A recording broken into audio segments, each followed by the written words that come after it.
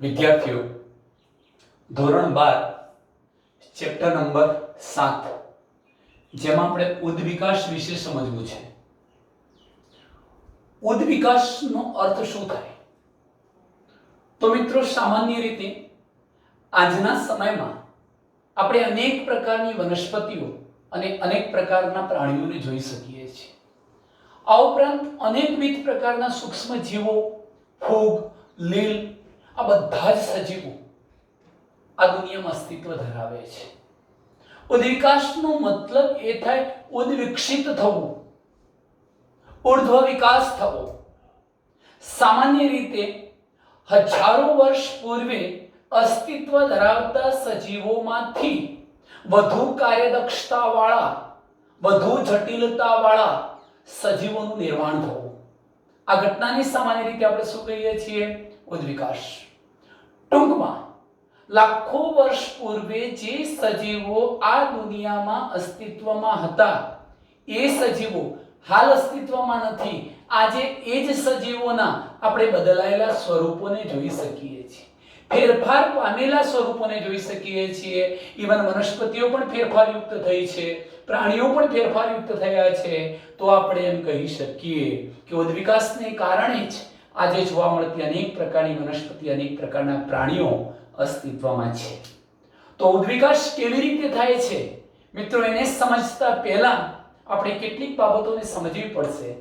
તે પૃથ્વીની ઉત્પત્તિ છે, જીવની ઉત્પત્તિ છે, એની સાથે સંકળાયેલા વાદ છે, યુરી મિલરનો પ્રયોગ છે, ઉદ્વિકાસના પુરાવાઓ વગેરે જેવી બાબતોને આપણે આ ચેપ્ટરમાં સમજવાના છીએ. સર્વપ્રથમ અહીંયા એક શબ્દ લખેલો છે મિત્રો કે ઉદ્વિકાસીય જીવ વિજ્ઞાન એટલે શું? ઉદ્વિકાસીય જીવ વિજ્ઞાન કોને કહેવાય, અથવા ઉદ્વિકાસીય જીવ વિજ્ઞાન કઈ બાબતના અભ્યાસ સાથે સંકલિત વિજ્ઞાન છે?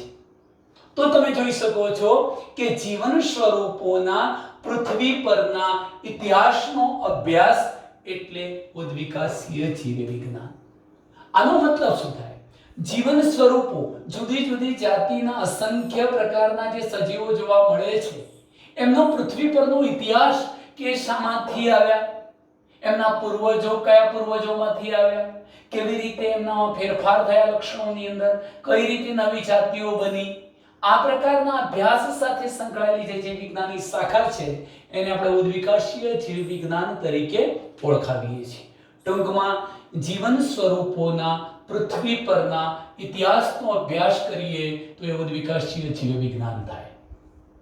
લાખો વર્ષોથી પૃથ્વી પર વનસ્પતિઓ અને પ્રાણીઓમાં થતા ફેરફારો સમજવા છે.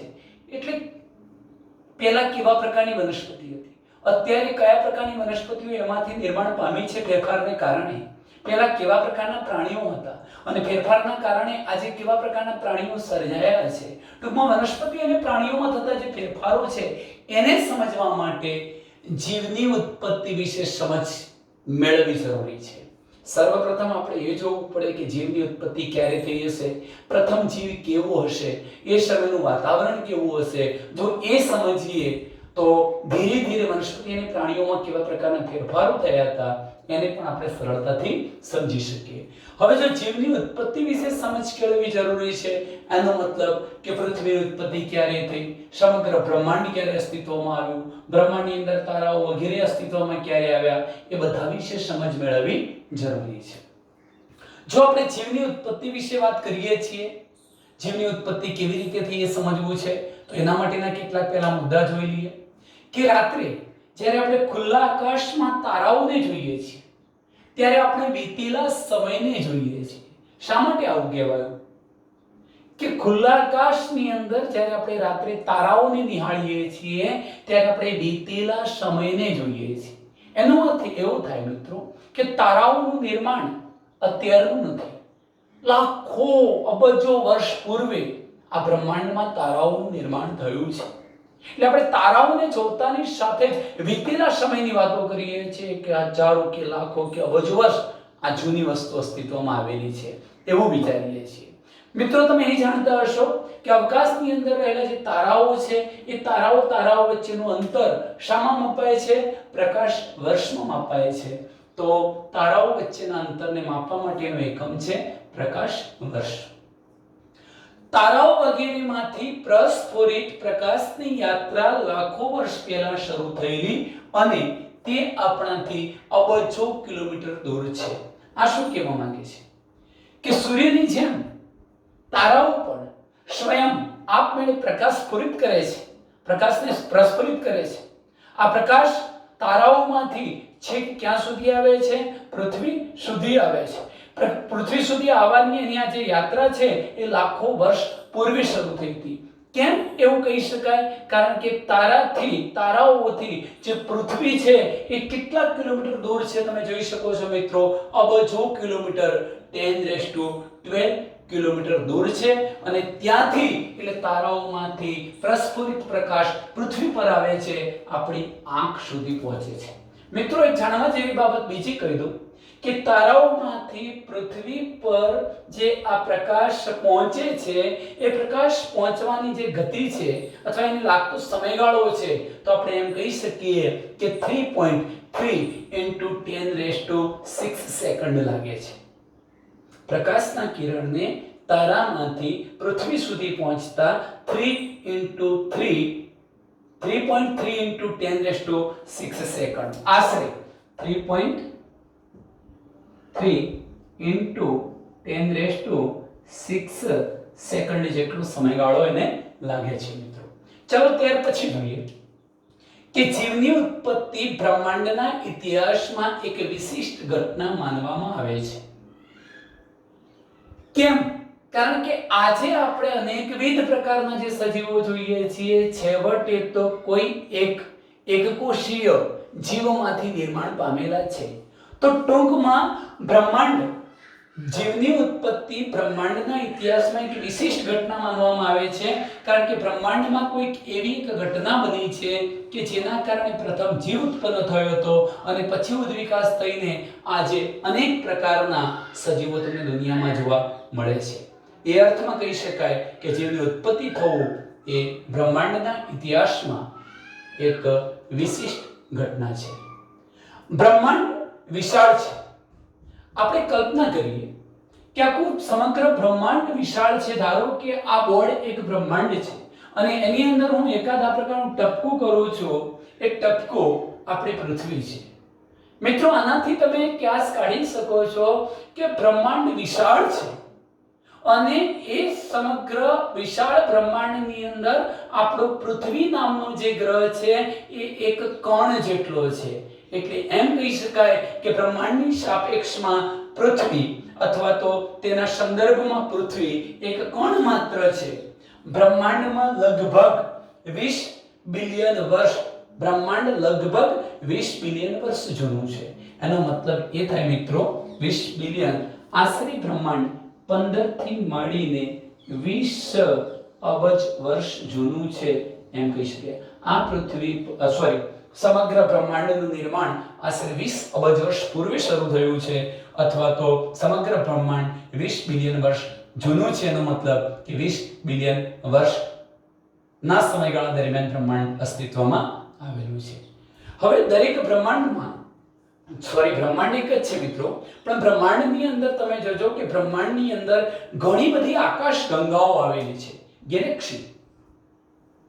આકાશ ગંગાઓને સામાન્ય રીતે આપણે ગેલેક્સી કહીએ છીએ. તો બ્રહ્માંડની અંદર ઘણી બધી આકાશ ગંગાઓ આવેલી છે. આકાશ ગંગાઓ શાની બનેલી છે? તો આકાશ ગંગાઓ તારાઓ, વાયુ અને ધૂળના વાદળો ધરાવે છે મિત્રો. અહીંયા એક અગત્યનો મુદ્દો તમને કહું છું કે બ્રહ્માંડની અંદર આવેલી જે ગેલેક્સીઓની સંખ્યા છે એ મિત્રો 10⁻11 જેટલી ગેલેક્સીઓ આવેલી છે. સમગ્ર બ્રહ્માંડમાં 10⁻11 જેટલી ગેલેક્સી છે અને દરેક ગેલેક્સીની અંદર 10⁻11 જેટલા તારાઓ છે. તો આના અનુસંધાનમાં કહી શકાય કે બ્રહ્માંડની અંદર 10⁻22 તારાઓની સંખ્યા થાય. ફરી કહી દઉં કે બ્રહ્માંડમાં ઘણી બધી ગેલેક્સીઓ 10⁻11 જેટલી ગેલેક્સીઓ આવેલી છે. મેં તમને કહ્યું ગેલેક્સી એટલે શું? તો તારાઓ છે મિત્રો. બીજા નંબરનો શબ્દ કેટલાક વાયુ વિશિષ્ટ પ્રકારના અને ધૂળના વાદળોથી બનતો સમૂહ જેને આપણે શું કહીશું, ગેલેક્સી આકાશગંગા. તો 1011 ગેલેક્સીઓ આવેલી છે. દરેક ગેલેક્સીમાં 1011 તારાઓની સંખ્યા છે. તો એ હિસાબથી એક માન્યતા મુજબ સમગ્ર બ્રહ્માંડની અંદર 1022 તારાઓની સંખ્યા થાય. ખરેખર તો પૃથ્વી એ બ્રહ્માંડમાં કણ સ્વરૂપે છે. હવે આ વાદ જુઓ, બિગ બેંગ વાદ. આ બિગ બેંગ વાદ શું છે મિત્રો? જેને આપનાર વૈજ્ઞાનિક હતા હબલે બિગ બેંગ વાદ આપ્યો. હબલે બિગ બેંગ વાદ રજૂ કર્યો. આ બિગ બેંગ વાદનો મતલબ એવો થાય છે મહાવિસ્ફોટ સિદ્ધાંત. મહાવિસ્ફોટ સિદ્ધાંત આ એક મોટો વિસ્ફોટ છે બ્રહ્માંડની અંદર, એક મોટો વિસ્ફોટ છે, મોટો ભૌતિક વિસ્ફોટ છે.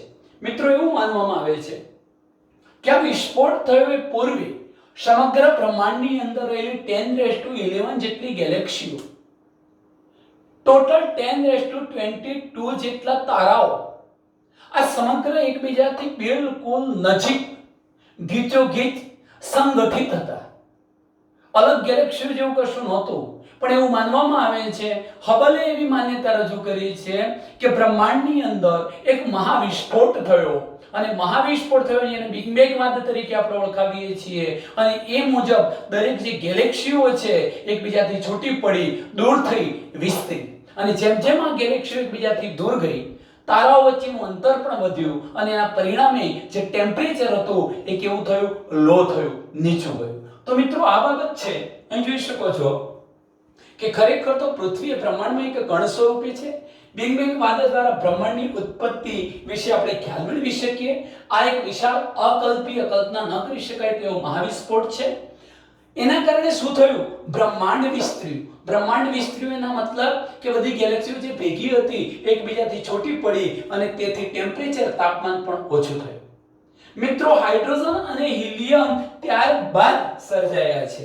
એનો મતલબ કે બ્રહ્માંડની અંદર મહાવિસ્ફોટ થયો, બધી ગેલેક્સીઓ છૂટી પડી, તારાઓ એકબીજાથી દૂર ગયા અને એના થોડા સમય બાદ જ એ બ્રહ્માંડની અંદર હાઇડ્રોજન અને હિલિયમ જેવા વાયુઓનું સર્જન થયું.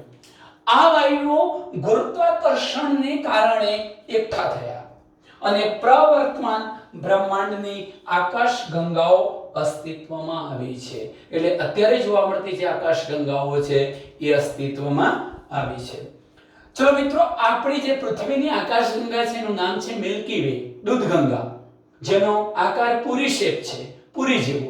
તો ધ્યાન રાખજો, મિલ્કી વે દૂધગંગા નામની આકાશગંગાના સૌરમંડળમાં 4.5 બિલિયન વર્ષ પહેલા પૃથ્વીની રચના થઈ હોવાનું માનવામાં આવે છે. આપણી પૃથ્વી કઈ મિલ્કી વે દૂધગંગા નામની જે આકાશગંગા હતી એના સૌરમંડળમાં 4.5 બિલિયન વર્ષ એટલે આશરે 4 અબજ વર્ષ પૂર્વે 4 અબજ વર્ષ પૂર્વે આપણી પૃથ્વીનું સર્જન થયું છે. શરૂઆતમાં પૃથ્વી પર વાતાવરણ નહોતું મિત્રો.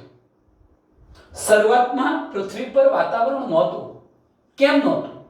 જ્યારે સૌરમંડળમાંથી પૃથ્વી છૂટી પડી, સૌરમંડળની અંદર પ્રચંડ ધડાકો થયો, પરિણામ સ્વરૂપે એમાંથી પૃથ્વી છૂટી પડી. છૂટી પડેલી આ પૃથ્વી સૂર્યની આસપાસ તો પ્રદક્ષિણા કરતી હતી મિત્રો, પણ પોતાની ગતિ પર પણ, પોતાની ધરી પર પણ પ્રચંડ વેગથી એ ગતિ કરતી હતી. અને પરિણામ સ્વરૂપે શું થયું? તો જે ભારે ઘટકો હતા પૃથ્વીના બંધારણની અંદર એ પૃથ્વીના પેટાળ અથવા કેન્દ્રની અંદર જમા થતા ગયા અને હલકા જે ઘટકો હતા એ બહાર તરફ ફંગોળાયા. આવા જે હલકા ઘટકો હતા એનાથી વાયુઓનું નિર્માણ થયું અને પરિણામે વાયુઓથી બનેલું આવરણ, વાતાવરણ સર્જાયું છે મિત્રો. તો આપણે એમ કહી શકીએ કે શરૂઆતમાં પૃથ્વી પર વાતાવરણ નહોતું, પણ ત્યારબાદ વાતાવરણ સર્જાયું છે. પહેલા તો પાણીની બાષ્પ, કારણ કે પૃથ્વી જ્યારે છૂટી પડી ત્યારે એનું ટેમ્પરેચર ખૂબ ઊંચું હતું એટલે પાણીનું અસ્તિત્વ નહોતું. H2O હતો ખરો, પરંતુ એ પાણીની વરાળ સ્વરૂપે હતો. મિથેન, મિત્રો અહીંયા લખ્યું છે CH4 methane, CO2 carbon dioxide, NH3 ammonia જેવા પીગળેલા દ્રવ્યો મુક્ત થયા અને સપાટીને ઢાંકતા ગયા, એટલે સપાટી પર જમા થતા ગયા, પૃથ્વીની સપાટી પર. સૂર્યમાંથી આવતા જે અલ્ટ્રાવાયોલેટ કિરણો છે, યુવી રેસ, એ અલ્ટ્રાવાયોલેટ કિરણોની હાજરીના કારણે કોનું વિઘટન શક્ય બન્યું છે? પાણીનું. અને પાણીના બંધારણમાં રહેલા જે હાઇડ્રોજન અને ઓક્સિજન હતા એ છૂટા પડ્યા અને હલકો હાઇડ્રોજન વાયુ વાતાવરણની અંદર મુક્ત થયો.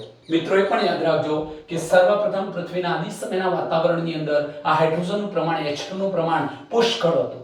ઓક્સિજન હતો નહીં, અથવા હતો તો એ કોઈ પણ ધાત્વિક આયનોના બંધારણમાં બદ્ધ હતો. એનું મુક્ત સ્વતંત્ર અસ્તિત્વ નહોતું. હાલ આપણે જે ઓક્સિજનને ગ્રહણ કરીએ છીએ O2 સ્વરૂપે, એ ઓક્સિજન નહોતો.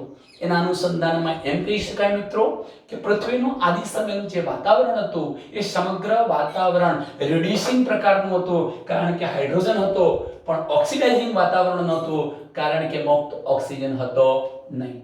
ચલો મિત્રો, અહીં જરા ધ્યાન રાખજો. એમોનિયા, મિથેન સાથે કોણ જોડાયું છે? ઓક્સિજન જોડાયો. એના પરિણામે H2O, કાર્બન ડાયોક્સાઇડ અને અન્ય સંયોજનો બન્યા.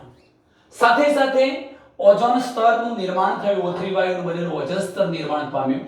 ધીરે ધીરે પૃથ્વી ઠંડી થતી ગઈ, એટલે એનું ટેમ્પરેચર ઓછું થતું ગયું. પાણીની બાષ્પ વરસાદ સ્વરૂપે પડી. આનો મતલબ શું?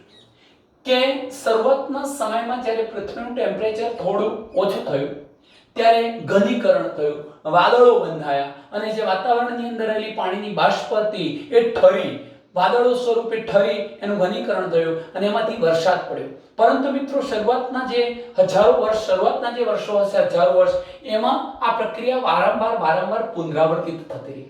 વરસાદ પડે, પૃથ્વી હજુ પણ ગરમ હતી, એના કારણે ફરી પાણીની બાષ્પ બની જાય, પાણીની વરાળ બની જવાની, ફરી પાછું ઘનીકરણ થવાનું, વાદળો બંધાવાના, વરસાદ પડવાનો, ફરી પાછી પૃથ્વી થોડી ઠંડી પડવાની, પણ પાણી વરાળ સ્વરૂપે વાતાવરણમાં ચાલી જવાનું. આ પ્રક્રિયા વારંવાર પુનરાવર્તિત થતી રહી. એના પરિણામ સ્વરૂપે પૃથ્વી બિલકુલ ઠંડી પડતી ગઈ. અને પૃથ્વી ઠંડી પડતી ગઈ, હવે જે વરસાદ પડતો હતો મિત્રો, એ નાના નાના ખાડા ખાબોચિયાની અંદર એકત્રિત થયો. આવા ખાડા ખાબોચિયા દ્વારા જ સરોવર, નદીઓ, તળાવો, ગરનાળા, આવા જલીય નિવાસસ્થાનો અસ્તિત્વમાં આવ્યા. અને છેવટે આ બધાનું પાણી કોઈ એક મોટી જગ્યાએ એકત્રિત થયું. એનો મતલબ મહાસાગરો કે સમુદ્રો અસ્તિત્વમાં આવ્યા. સાથે સાથે મિત્રો એ પણ કહી દઉં કે વરસાદ પડવાના કારણે એ વખત અસ્તિત્વ ધરાવતા જે ખડકો હતા, એ ખડકોનું ક્ષરણ થયું, ધોવાણ થયું. અને એના પરિણામ સ્વરૂપે ખડકોની અંદર રહેલા જે ખનિજ પોષક તત્વો કે ક્ષારો હતા, ફ્લોરાઇડ, કેલ્શિયમ કે વગેરે અન્ય ખનિજ પોષક તત્વો, ફોસ્ફેટ વગેરે, એ પણ પાણીના પ્રવાહની સાથે સાથે સમુદ્રની અંદર એકઠા થયા. આ બધાનું સમુદ્રમાં એકઠા થવું એટલા માટે જરૂરી હતું મિત્રો કે સમુદ્રમાં જ સર્વપ્રથમ આદિ પ્રકારના સજીવનું અથવા એકકોષી સજીવનું નિર્માણ થયું છે. તો એને જીવન માટેના જરૂરી ઘટકો પ્રાપ્ત થઈ શકે એ હેતુથી આ બધાનું સમુદ્રના પાણીમાં એકઠું થવું જરૂરી હતું. મિત્રો, આપણે આગળ પણ ઘટના ભણવાના છીએ કે સર્વપ્રથમ તો એ પણ કહી શકો કે ઓપેરિન અને હાલ્ડેન નામના વૈજ્ઞાનિકોએ એવી સમજૂતી આપી છે કે આ પૃથ્વી પર જે પ્રથમ પ્રાથમિક પ્રકારનો જે જીવ અસ્તિત્વમાં આવ્યો છે આદિ વાતાવરણમાં, એ અજીવ દ્રવ્યોમાંથી અસ્તિત્વમાં આવ્યો. હવે તમને પ્રશ્ન એ થાય કે અજીવ દ્રવ્યો એટલે કયા? તો ધારો કે કાર્બન છે, હાઇડ્રોજન છે, ઓક્સિજન છે, નાઇટ્રોજન છે. આવા અકાર્બનિક સરળ ઘટકો હતા. ધીરે ધીરે એમની વચ્ચે રાસાયણિક પ્રક્રિયાઓ થઈ હશે. આવું થતા હજારો વર્ષ લાગ્યા હશે. H2 બન્યા હશે, H2O બન્યા હશે, CH3 મિથેન બન્યું હશે, NH3 એમોનિયા બન્યો હશે, પાણીની વરાળ બની હશે. હજુ એમની વચ્ચે રાસાયણિક પ્રક્રિયા થઈ હશે. હજારો વર્ષ પછી એમાંથી C6H12O6 જેવી શર્કરાઓ બની હશે, એમિનો એસિડ બન્યા હશે, નાઇટ્રોજન બેઝનું અસ્તિત્વ આવ્યું હશે. આમ કરતા આવા જે સરળ કાર્બનિક ઘટકો હતા, પહેલા અકાર્બનિક ઘટકો હતા, સરળ અકાર્બનિક ઘટકો, પછી જટિલ અકાર્બનિક ઘટકો બન્યા, એમાંથી સરળ કાર્બનિક ઘટકો બન્યા. હજુ કરોડો વર્ષની પ્રક્રિયાને અંતે એમાંથી પોલિમર મોટા અણુઓનું નિર્માણ થયું હશે. જટિલ કાર્બનિક ઘટકો, carbohydrates, lipid, protein, nucleic acid જેવા કે RNA, DNA, આવા તંત્રો વિકસ્યા હશે. અને છેવટે પછી એક કોષ અસ્તિત્વમાં આવ્યો હશે, માઇક્રોસ્ફિયર્સ, કાં તો આપણે એને કોએસર્વેટ્સ કહીશું, એવી કોઈ આદિ પ્રકારની રચના અસ્તિત્વમાં આવી હશે મિત્રો. અને ત્યાર પછી સર્વપ્રથમ જીવ અસ્તિત્વમાં આવ્યો હશે. તો એ વાત આપણે આગળ કરીશું. અહીં જરા ધ્યાનથી સમજજો. પૃથ્વી પર આવેલ ખાડાઓમાં પાણી એકઠું થયું, આ રીતે મહાસાગરો બન્યા. પૃથ્વીની ઉત્પત્તિ બાદ આ બ્રહ્માંડમાં પૃથ્વીની ઉત્પત્તિ બાદ 500 મિલિયન વર્ષ પછી 500 મિલિયન વર્ષ પછી જીવની ઉત્પત્તિ થઈ છે. એનો મતલબ કે જો 5 કે 4 બિલિયન વર્ષ પહેલા 4.5 બિલિયન વર્ષ પહેલા આ પૃથ્વી, અહીંયા લખો 4.5 અબજ વર્ષ પહેલા જો પૃથ્વી અસ્તિત્વમાં આવી હોય અને આપણે 500 મિલિયન વર્ષ એમાંથી કાઢી નાખીએ તો આશરે 4 અબજ વર્ષ પહેલા 4 બિલિયન વર્ષ પહેલા જીવની ઉત્પત્તિ થઈ છે. ગ્રીક વિચારકો એવું માને છે કે જીવનના એકમો, જેને આપણે સ્પોર્સ કહીશું, જીવનના એકમો, જીવન બનવા માટે જરૂરી જે ઘટકો હતા એ સ્પોર્સ, કે જે પૃથ્વી સહિતના વિવિધ ગ્રહોમાં સ્થળાંતરિત થયા. કેટલાક ગ્રીક વિચારો એવું માને છે કે પૃથ્વી પર જીવની ઉત્પત્તિ થઈ તે પહેલા અન્ય ગ્રહો પર જીવન હતું અને અન્ય ગ્રહો પર જે જીવન હતો એ ત્યાંથી સ્થળાંતરિત થયું ઉલ્કાઓ દ્વારા કે અન્ય કોઈક માધ્યમ દ્વારા પૃથ્વી અને એના સહિતના અન્ય ગ્રહો પર પથરાયું. જો કે મિત્રો એ વાદને આજે કોઈ સ્વીકારતો નથી. તો ગ્રીક વિચારકો માને છે કે જીવના એકમો, જેને સ્પોર્સ કહીએ છીએ, તે પૃથ્વી સહિતના વિવિધ ગ્રહોમાં સ્થળાંતરિત થયા. પેન્સપર્મિયા હજુ પણ અમુક ખગોળશાસ્ત્રીઓનો માન્ય વિચાર છે. અમુક ખગોળશાસ્ત્રીઓ પેન્સપર્મિયા વિચાર રજૂ કરે છે, જે મેં કહ્યું એ કે પૃથ્વી પર જે જીવન છે એ અન્ય ગ્રહો પરથી સ્થળાંતરિત થયેલું છે. હવે જોજો મિત્રો કે જીવની ઉત્પત્તિ સમજાવવા માટે ઘણા બધા પ્રકારના વાદ રજૂ થયા છે. કેટલાક વૈજ્ઞાનિકોએ અજીવ જનનવાદ પણ આપ્યો. અજીવ જનનવાદ પણ ઉદાહરણો કેવા છાણ, માટી, માંસ વગેરેમાંથી જીવનું નિર્માણ થાય. જો કે વાત ખોટો હતો. પણ ત્યારબાદ લુઈ પાસ્ચર નામના વૈજ્ઞાનિકે જીવ જનનવાદ આપ્યો કે કોઈ પણ નવો સજીવ પૂર્વ અસ્તિત્વ ધરાવતા સજીવમાંથી જ નિર્માણ પામે. એ વાતને શું કહેવાય? જીવ જનનવાદ. તો જીવ જનનવાદના પ્રણેતા કોણ હતા? લુઈ પાસ્ચર. એમણે પ્રયોગો કર્યા અને સાબિત કર્યું કે જીવ પૂર્વ અસ્તિત્વ ધરાવતા જીવમાંથી જ ઉત્પન્ન થાય છે. એમણે એક્સપેરિમેન્ટ પ્રયોગ કર્યો છે કે જંતુ રહિત ફ્લાસ્કમાં એક ફ્લાસ્ક લીધો, એને ઢાંકી દી, જંતુ રહિત કરી દીધો કે જ્યાં બેક્ટેરિયા, વાયરસ કોઈને ચેપ ના લાગે એવા માધ્યમની અંદર, ફ્લાસ્કની અંદર ઈસ્ટને રાખી અને જોયું તો મિત્રો અહીં જો ઈસ્ટને રાખવામાં આવે તો એ ઈસ્ટમાંથી કોઈ નવો સજીવ ફ્લાસ્કમાં બનતો નથી. એનો મતલબ કે મૃત ઈસ્ટથી, નિર્જીવ પદાર્થ, એમાંથી કોઈ નવો જીવ બની શકતો નથી. પરંતુ જ્યારે બીજા ફ્લાસ્કમાં જંતુ રહિત નહીં, એ બીજા ફ્લાસ્કને ખુલ્લો મૂકી દેવામાં આવે ખુલ્લી હવામાં, પરિણામે બેક્ટેરિયા અને વાયરસ ને બધા અંદર દાખલ થયા હશે. એ શું કહેવાય? બેક્ટેરિયા એ પૂર્વ અસ્તિત્વ ધરાવતા સજીવો કહેવાય. અને હવે એ મૃત ઈસ્ટ પર નવા સજીવો તમને જોવા મળ્યા. એનો મતલબ કે પૂર્વ અસ્તિત્વ ધરાવતા સજીવોમાંથી જ નવા સજીવો ઉદ્ભવે છે. આમ સ્વયંસ્ફુરિત જનનવાદ, આપમેળે નવો સજીવ સર્જાઈ જાય છે, એ વાતને કોઈ સ્વીકારતું નથી. સ્વયંસ્ફુરિત જનનવાદ અવગણવામાં આવેલો છે. તો આમાંથી પણ ઘણા બધા ટૂંકા પ્રશ્નો પૂછાઈ શકે મિત્રો. આ શરૂઆતની આપણી પ્રસ્તાવના છે અને ત્યાર પછી આપણે નેક્સ્ટ વિડિયો લેક્ચરની અંદર મિલર, યુરી મિલર વગેરેના પ્રયોગનો અભ્યાસ કરીશું. અસ્તુ.